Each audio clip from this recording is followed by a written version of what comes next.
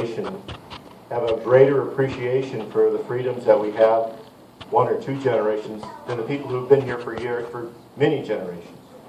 And so we've asked Rhonda Sivaraja and Molly Marvin to give their stories, and just a little bit on each one of them.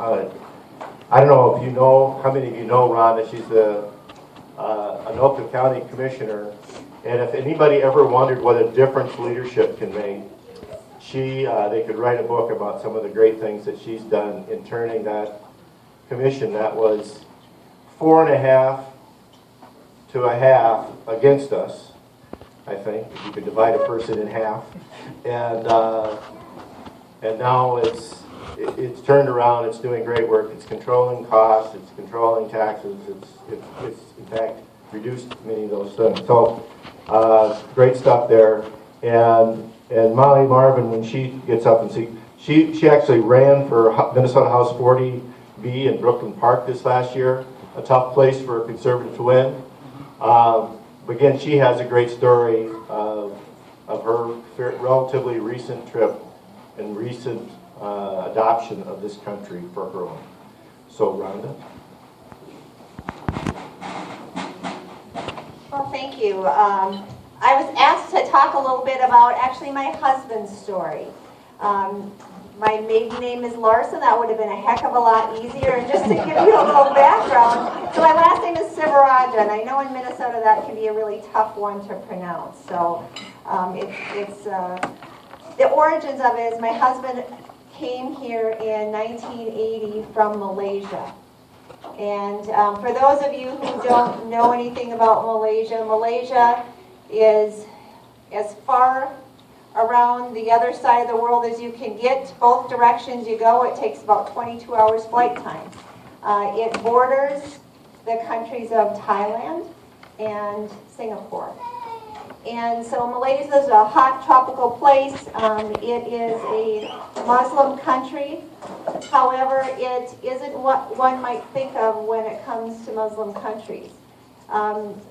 There seems to be a celebration of all religious beliefs. You walk down the street, you'll see a mosque right next door to a Buddhist temple, next to a Hindu temple, and then you'll see a church. My husband is the youngest of 3 kids. His father was a police officer in Malaysia. His mom was a stay-at-home mom.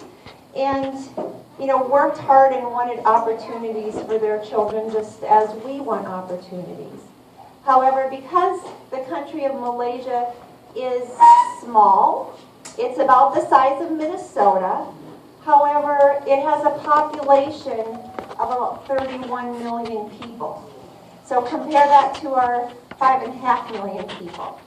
So he actually came here for the freedoms and opportunities that this great country had to offer in the way of education.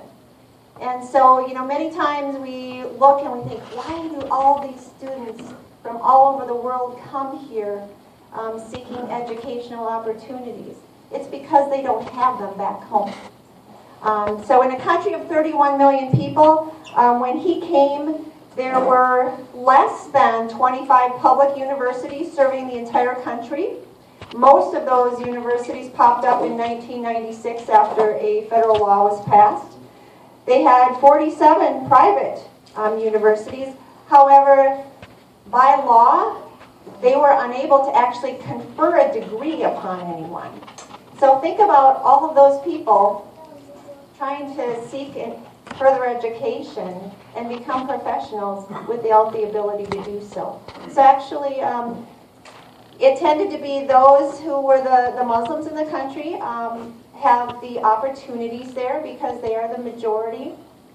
And so there weren't a lot of opportunities for those who were non-Muslim. And so my husband came, first of all, he went to England. Went to England for a year for school, and then decided to transfer here because his uncle was living here, had married a woman from the Peace Corps. And I think that, one of the things that people don't realize is his family sacrificed a great deal. Actually, all 3 of the kids came over here for their education. He arrived here with nothing but a suitcase. one suitcase to his name. And one of the things that he left behind was some of the things that, frankly, we take for granted. We take our freedoms for granted. There was an instance where he had a neighbor. They don't have freedom of speech. You cannot speak against the government. And so he had a friend and a neighbor who, they were inside of their own home. Him and his two siblings were talking about the political climate and what was happening with the government. Someone overheard. They came in. He was swiftly arrested and taken away for a number of days. His family had no idea exactly where he was. When they brought him back, he was put on house arrest for many months. And if you don't think that that destroyed that man's opportunity for any sort of job in the future and his life, that's exactly what it did. So we sometimes get frustrated with what's happening with the government here, but let me tell you, at least we can voice our opinion, and we can do so in public, and we're not in fear of being arrested for speaking our mind. I was there a few short years ago visiting with my family, and one of the things that occurred there was a group of people who were not happy about what was happening with the government. So they decided to hold a protest. And that's not allowed in Malaysia. You can't protest. But they decided to do it anyway. And so there was a big ruckus, and they told them, well, you can protest in the stadium. So they came to an agreement, and they were going to protest in the stadium. Well, at the last minute, the government said, no, we're not going to let you protest. So it erupted in the streets.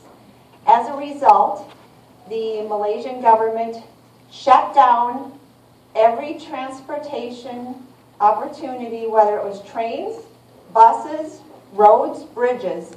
They were all closed to the capital city for the entire weekend, and hundreds of people were arrested, all in the name of the Internal Security Act, which was put into place back when it was a British colony. And they can essentially take people and hold them for an indefinite amount of time, just if they have a concern that you might be disrupting things within the country. You know, so that is what people who come to this great country are fleeing from.